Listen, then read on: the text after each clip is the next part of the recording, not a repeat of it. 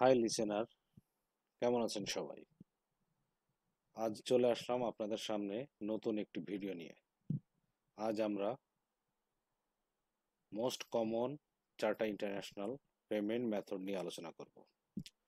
প্রথমত documents against acceptance, সংক্ষেপে বলা হয় ডিএ। দ্বিতীয়ত ডকুমেন্টস এগেনস্ট পেমেন্ট, সংক্ষেপে বলা হয় ডিপি।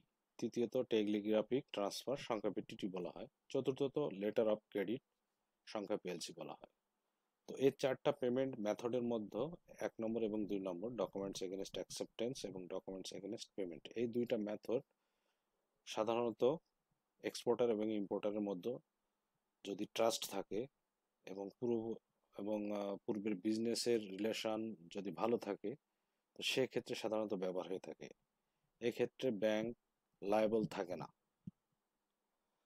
তৃতীয়ত টেলিগ্রাফিক ট্রান্সফার আর টিটি, এক্ষেত্রে এক্সপোর্টার এবং ইম্পোর্টার যদি নতুন হয় বা এক্সপোর্টারকে অ্যাডভান্স পেমেন্ট করার পরে উনি প্রোডাকশন শুরু করবে, তারপর প্রদান করবে, মালামাল শিপমেন্ট করবে, আহ, বা ট্রাস্টের জায়গাটাও যদি কম থাকে, সেক্ষেত্রে সাধারণত এই টেলিগ্রাফিক ট্রান্সফার বা টিটি ব্যবহার করা হয়ে থাকে।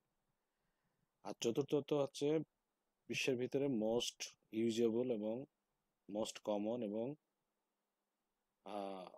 মোস্ট সিকিউর পেমেন্ট মেথড হলো লেটার অফ ক্রেডিট, সংক্ষেপে এলসি।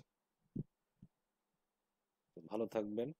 আমি পর্যায়ক্রমিকভাবে পরবর্তীতে প্রত্যেকটা মেথড নিয়ে বিস্তারিত আলোচনা করব, ওয়ান বাই ওয়ান। প্রথমত বাংলা ভার্সন এবং দ্বিতীয়ত ইংলিশ ভার্সন। আল্লাহ হাফেজ।